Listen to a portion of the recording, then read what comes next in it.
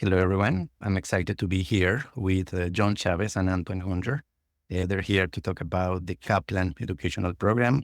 We're going to talk about what the program is and talk about a little bit of the pathways that we have in education and professional development. Hope this is a very fun and enlightening conversation for everyone. It's very nice to meet you here. So let's start with you, John. How are you today? Can you Yeah, tell us a thanks for bit? having us. My pleasure. I am doing great here back in New York City. I'm really excited to be here today. Awesome. Can you tell us a bit about yourself, about your background, your role in the foundation? Yeah, so I'm actually serve as the director of academic advisement with the Kaplan Educational Foundation. I'm also actually an alumni of the program many months ago when I was a student at LaGuardia Community College. And with support from the program, I transferred to Bard College to earn my bachelor's degree. And now I serve in supporting our students with transfer advisement. Awesome. Excellent. And we also have here Antoine.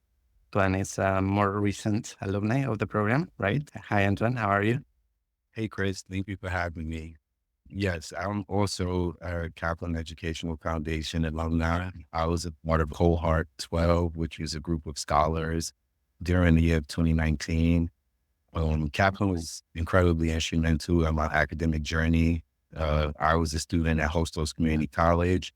Prior to joining the program, Kaplan assisted me into transferring into Yale University to obtain my bachelor's degree in history of science, medicine, and public health. And I actually received the Eli Whitney Scholarship to Yale during my undergraduate degree.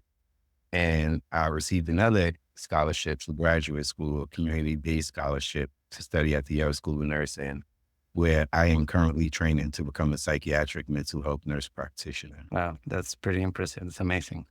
Can you talk to us, John, a little bit about the Educational Foundation and within the foundation, the leadership program? How did this relate to one another? Yeah, absolutely. So the Kaplan Educational Foundation is actually a 501(c)(3 public charity.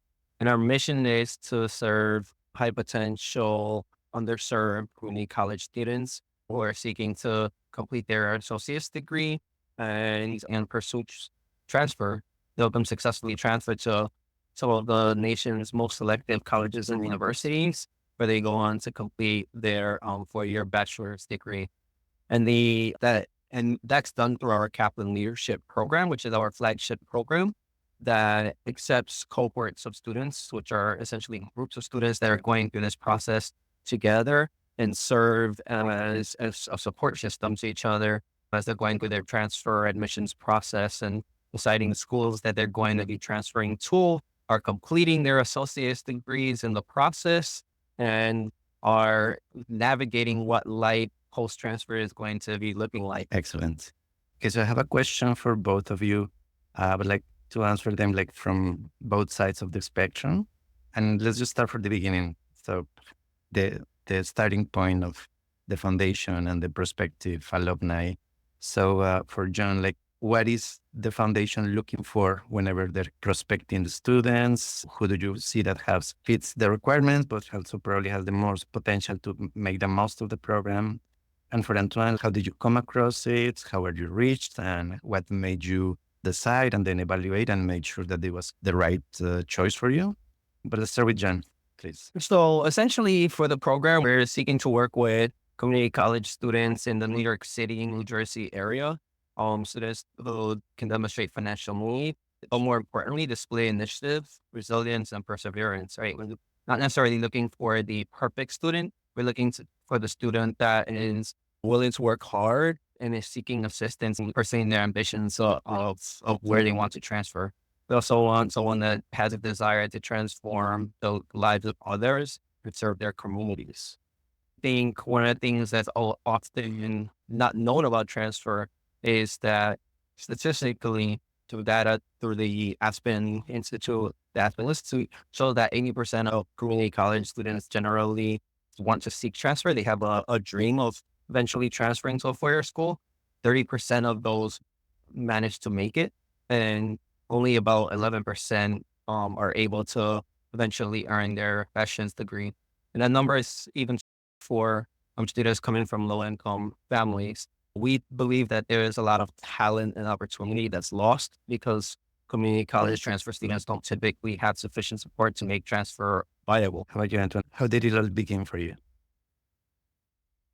So I'm the father of three. I'm married young, and I had to find financial means to take care of my family. So I was employed with the New York City Department of Education as a paraprofessional where I cared for at-risk students. During my time as a paraprofessional, I worked with a bunch of children of color, and I felt like a hypocrite promoting education without actually having one myself. That alone inspired me to enroll at the Hostos Community College. While I was at Hostos, I joined the CUNY ASAP program, which provided me with transportation, academic advisor, and my academic advisor, Jaime Olmos, he suggested that the Kaplan Educational Foundation would be a great fit for me. So I applied and I gained acceptance into the program, and the program has shaped my future immensely. As a Kaplan scholar and a parent of three, I was afraid to apply to universities across the country because I knew I needed to be in New York to support my family. And Nancy and Rhoda, prominent people who were a part of the foundation, encouraged me to apply to four-year universities across the nation. They gave me funding to visit these universities across the nation. At one semester, when actually my laptop broke down at the end of the semester too, I lost all my assignments. I was ready to give up school. Kaplan purchased me a new laptop to help me continue with my journey. I got through Kaplan, like I said, through a reference, but throughout the years, Kaplan has become a family. And even as an alumni, they still provide continuous support, even in my graduate studies. If I can add there, Chris, I think one of the things, with Antoine, we were working together as well at the time. And for being with a family of three, married, an entire life established, even in a school like Yale University, seemed like a tremendous sacrifice to be making in order for him to pursue his dream of nursing. And through our program and things, eventually he was able to say, I mean, that was actually going to be the best fit for him. But getting there was a tremendous journey. Yeah, of course, I can only imagine. So, Antoine, are you aware of maybe similar opportunities provided maybe by other foundations?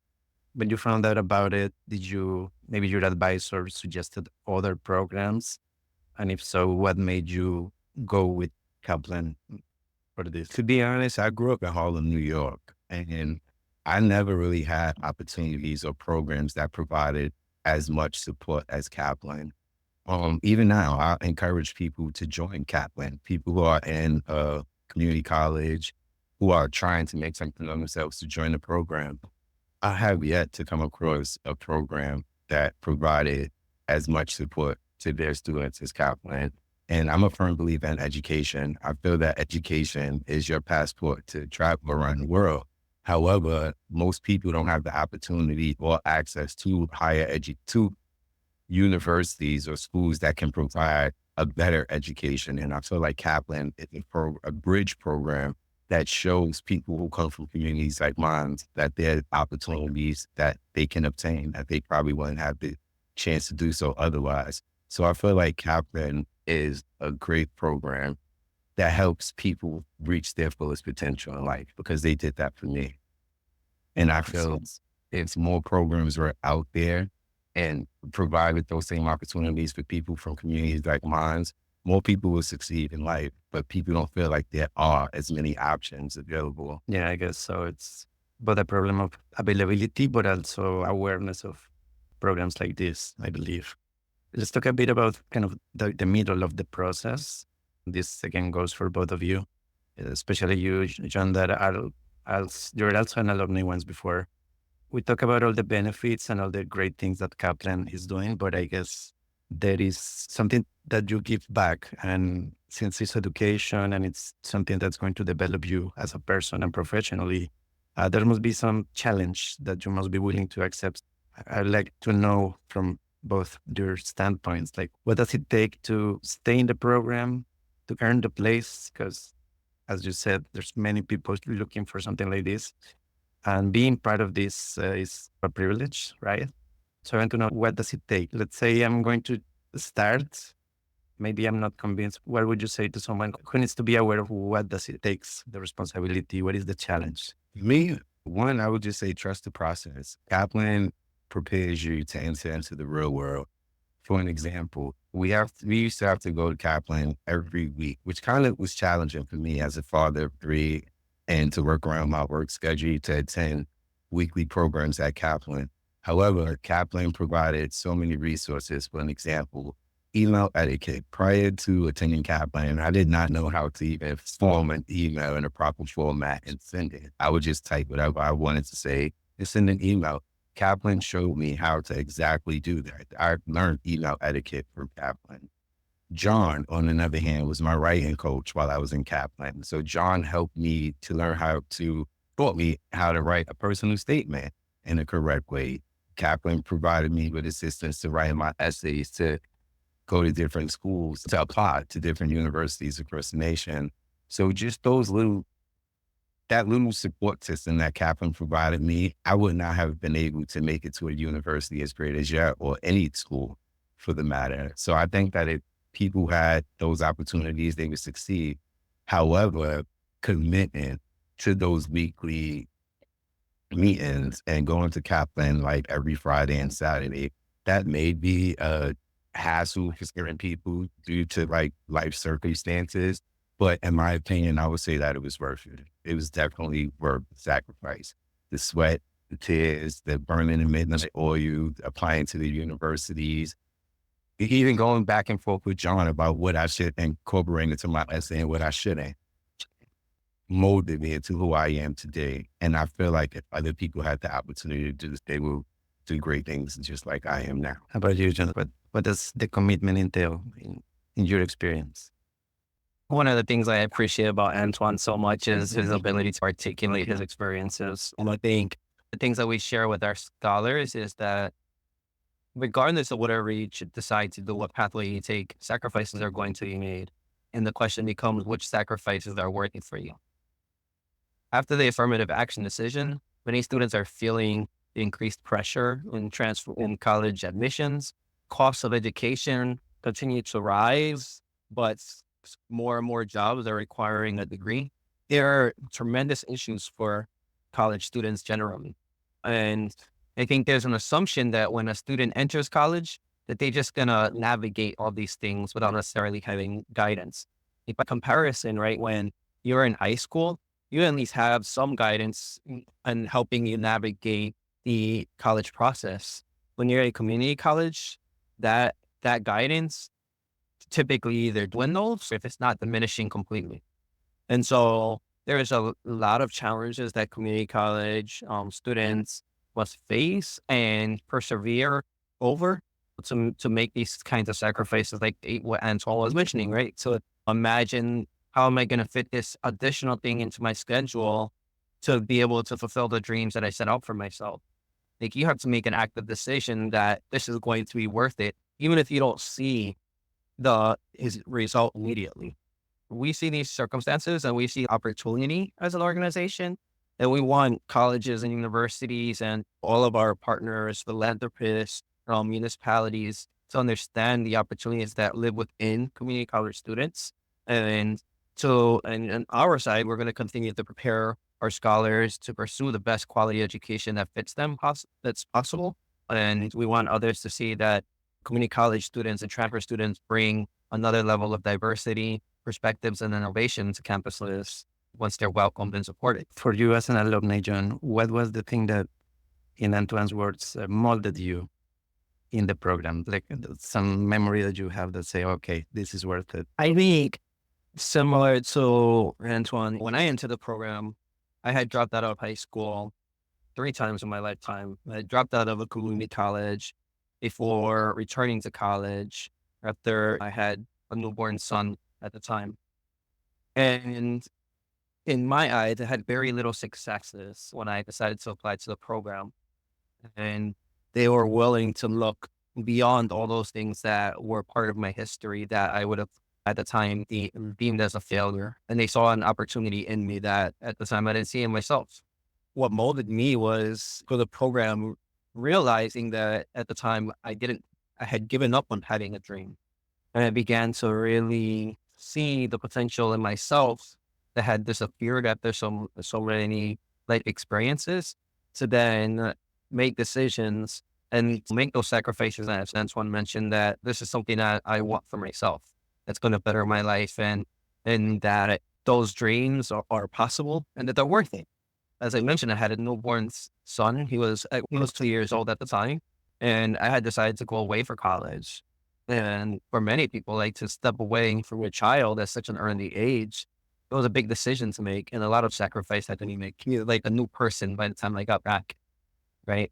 But what he's able to do now and the guidance I can provide him in his college application process, that's invaluable. Yeah, and I think it's also invaluable for your son that you went through this. It was a hard choice that paid off, because we have talked about the challenges for people to complete an education, but I think you both raise a very interesting point, which is like, how do we convince more people that there are paths out there and that they are worthy of those pathways? Maybe because there is a certain idea, a certain stereotype of what is it to be a education student. So what message would you have for that kind of person to consider a program like Kaplan or getting some support to complete their education? I think I could say so many things to that question. I think one of the true results of this program, or speak to what Antoine was mentioning earlier about when he entered Hostos Community College versus now completing Yale, right? I think for many community college students, but also just people in general, right? We go in with many community college students with a plan about what they're going to pursue and what they're going to be doing with their education. And those plans are typically grounded in the exposure we've had in our life and the experiences that we've had, but what we think realistic. And so I think organizationally, what we try to do is we try to encourage our scholars to look deeper into themselves. We try to take off the blinders and to show them who they can be so that they can pursue who they want to become. And I think what we see from that is this year, for instance, we have 2 scholars attending Brown University, two scholars attending Princeton, 2 scholars attending Mount Holyoke and Lawrence University. And we also have scholars attending University of California and Smith College. And we also have alumni that go on to become amazing teachers and nurses, but also those that end up working in economic policy for the U.S. government and publish books. And we even have a scholar that's pursuing Hollywood. And so I think that is very hard to see when you're just beginning your first semester in community college. But we really truly believe that with the right education, the sky's the limit. You mentioned something that's very interesting, because you took the program and now you are helping move forward the program. But there could be people who, because of their own situation, facing kind of access to education and so on, because of the program, could very likely be able to be part of the policy-making process, right? For more open policies, right? What you, Antoine, trust the process, right? Could you elaborate on that and saying it to someone who probably knows he will benefit, but doesn't know it yet? So I live by 2 mottos, which I try to promote to everyone. My first motto is proper planning prevents poor performance. And my second motto is don't allow your zip code to determine your destination. And I say that because, like I mentioned prior, I lived in an urban community. I partook in gang violence as a child. I watched my friends die in the street, and that motivated me to be a better person. So now in life where I am now, I promote what and how education has helped shape me. I just did a commercial. CUNY ASAP, the CUNY ASAP program called me to do a video and a commercial actually to promote CUNY ASAP to people. I had over 1,000 reposts. I had people writing me, oh, how do I join the CUNY ASAP program? How can I get into Kaplan? What can I do to get into Yale? If Antoine made it to Yale, I can make it to Yale.